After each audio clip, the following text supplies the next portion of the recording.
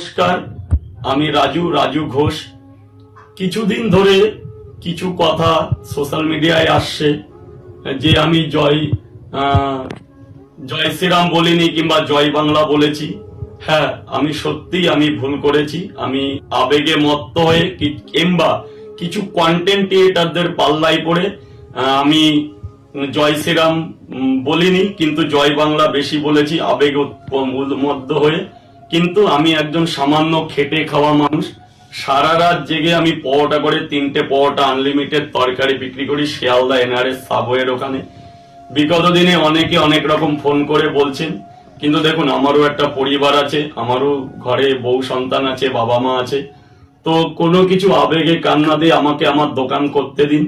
আমি চাই সেই 14 বছর আগে ফিরে আসতে, যখন আমি খুবই দরিদ্র ঘর থেকে ছেলে, আমি 2টো পরোটা নিয়ে কলকাতা স্ট্রিট ফুটে বসি। আমি সেইভাবেই আমার জীবনযাপন করতে চাই।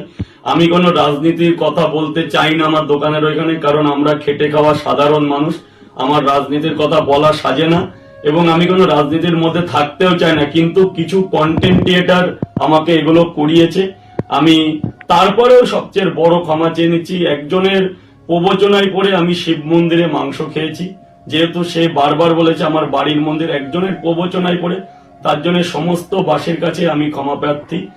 তো আমি আমার দোকানটা খুলতে চাই, না হলে আমার ঘরে আমার সংসারে খুবই অভাব অনটন পড়ে গেছে।